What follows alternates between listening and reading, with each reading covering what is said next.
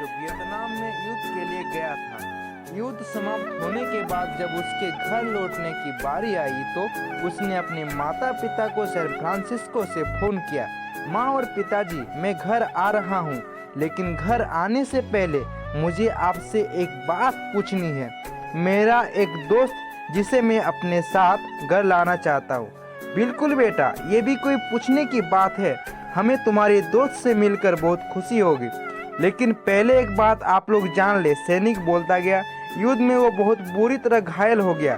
उसने एक बारूदी सुरंग पर पैर रख दिया था और उसमें उसने अपना एक हाथ और पैर गंवा दिया है। उसके पास कोई जगह नहीं है जहां वो जा सके, इसलिए मैं उसे अपने साथ रहने के लिए ला रहा हूँ।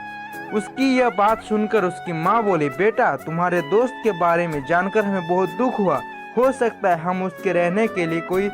नहीं माँ, मैं चाहता हूँ कि वो हमारे घर रहे। लेकिन बेटा, अब पिता ने कहा, तुम समझ नहीं रहे हो कि तुम क्या चाह रहे हो। इस तरह का अपाहिज व्यक्ति हमारे लिए कितना बड़ा बोझ होगा। हमारी अपनी जिंदगी है जीने के लिए और हम नहीं चाहते कोई और आए। इस तरह की कोई भी परिस्थिति हमारी जिंदगी में दखल दे, मेरे हिसाब से तुम्हें अकेले घर आना चाहिए और अपने दोस्त को ही छोड़ देना चाहिए। वो अपनी जिंदगी जीने के लिए खुद कोई रास्ता निकाल लेगा। सुनकर उस सैनिक ने फोन रख दिया। कुछ दिनों बाद उसके माता पिता को सैन फ्रांसिस्को पुलिस से एक संदेश मिला, जिसमें उन्हें बताया गया कि उनके बेटे की एक बिल्डिंग से गिरकर मौत हो गई है। दुखी माता पिता ने तुरंत ही सैन फ्रांसिस्को के लिए फ्लाइट बुक कराई और वहां पहुंच गए।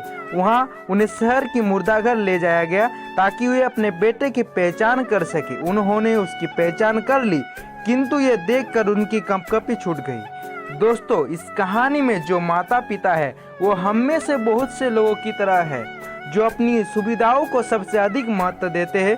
वे उन लोगों से प्यार करना या रहना या समय बिताना चाहते हैं जो दिखने में अच्छे हैं, स्वस्थ है, या फिर जिनके साथ रहकर उन्हें मजा आता है।